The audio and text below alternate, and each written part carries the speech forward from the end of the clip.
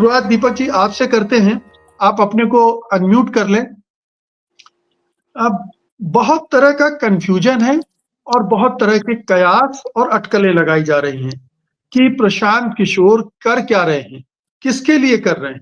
ये अपने लिए है या बीजेपी के इशारे पर कर रहे हैं या नीतीश कुमार का खेल है, क्या है मामला? देखिए, चुनाव का वर्ष है और इसमें कोई ये उम्मीद नहीं कर रहा है कि प्रशांत किशोर किसी भलमानसाहत या किसी पवित्र एजेंडे के तहत इस आंदोलन से जुड़े या उन्होंने अनशन किया और अब जेल में है। जी नमस्कार।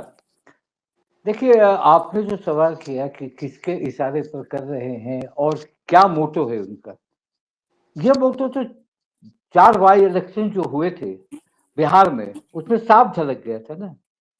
उसमें ये झलक गया था कि प्रशांत किशोर ने बहुत अच्छा एज दे दिया एनडीए को, और जहानाबाद जैसी सीट पे महागठबंधन जो कभी हारती नहीं थी, उसके वोट को काट कर उन्हें हराने का श्रेय प्रशांत किशोर ने लिया। उसके बाद ये चर्चा चली, एकाएक वो चारों सीट पर आ गए।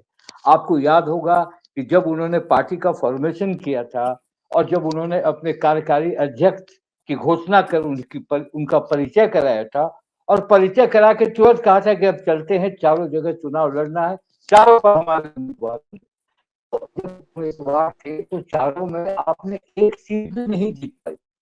आपके बड़े दावे थे कि आप जहानाबाद जीत लेंगे, आप करारी जीत लेंगे, और आप जीतन राम मांझी को भी मात कर देंगे। मगर आपने मात किसको दिया, आपने फायदा किसको दिया? चारों के चारों सीट एनडीए को चला गया। तो ये सवाल आज जो उठ रहा है, ये आंदोलन को लेकर जो सवाल उठ रहा है, एक अल्टरनेटिव की जरूरत है बिहार में। ये मैं मानता हूं कि बहुत दिनों से लोग आरजेडी, जेडीयू, कांग्रेस तो खैर नेशनल पार्टी है, इसमें उलझ कर रह रहे हैं, तो उनको चाहिए एक। मगर जिस तरह के एक्ट हो रहे हैं प्रशांत किशोर को का, अभी आपने जो इस आंदोलन की बात की, 74 की उपज नहीं है प्रशांत किशोर, 74 की उपज है नीतीश कुमार, 74 की उपज है लालू प्रसाद यादव। ये सब 74 आंदोलन की उपज है, और 74 में तो शायद ये पैदा नहीं हुए थे। तो उनका जो मोटो था कि भाई, आप लगातार आपने देखा कि उनका जो अटैक हो रहा है, चाहे तेजस्वी पे हो रहा है, नीतीश कुमार पर भी हो रहा है, भाजपा पे कहां हो रहा है? और आज भाजपा क्यों नहीं प्रेशर दे रही है नीतीश कुमार को कि आप इस आंदोलन को खत्म कीजिए? हर एक आंदोलन को किसान आंदोलन बनाने की कोशिश हो रही। तो आपको तो आपके डबल इंजन की सरकार है। आप प्रमाण मांग रहे हैं। बीपीएससी का चेयरमैन जो है वो प्रमाण मांग रहे हैं कि आप प्रमाण ला कर दीजिए कि पेपर लीक हुआ, हम तुरंत कार्रवाई करेंगे। भैया, ये कौन सा प्रमाण मांग रहे हैं? अगर एक जगह डिस्टर्ब हुआ तो कोरोना है, अगर एक जगह पेपर लीक हुआ तो पूरे देश में जाएगा, पूरे जगह पर जाएगा। तो इससे बड़ा प्रमाण और क्या है? आपने री एग्जामिन कराया है लोगों को। तो ये छात्रों को पॉलिटिकल टूल बनाया जा रहा है बिहार में। और मैं ये कह रहा हूँ मुकेश जी, 74 आंदोलन तो मैंने भी देखा है, और 74 आंदोलन बनाने की कोशिश गांधी इस मूर्ति के सामने प्रशांत किशोर ने की। और आपको याद होगा कि प्रशांत किशोर जिस तरह से इस आंदोलन में एकाएक आए, और एकाएक आने के बाद जब लाठी चार्ज हुआ, और लाठी चार्ज होने के पहले वो निकल गए।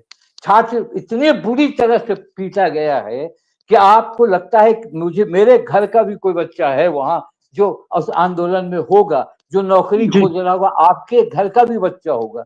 और वो निकल गए, बड़ी आलोचना हुई, छात्र बड़े भड़के भी। और इस तरह से चुप लगा देना सरकार का, और जो अब कभी पप्पू यादव टूल बना रहे हैं, कभी प्रशांत किशोर तो पूरा टूल बनाना चाह रहे हैं, तेजस्वी यादव कुछ खिलाफ बोल रहे हैं। इसमें घिस कौन रहा है? घिस रहा है वो नौजवान जो नौकरी की आस लेकर बैठा। इसमें एक लड़के ने फुटेज में कहा कि अब मैं नहीं आऊंगा परीक्षा देने, 5,000 रुपया खर्च होता है।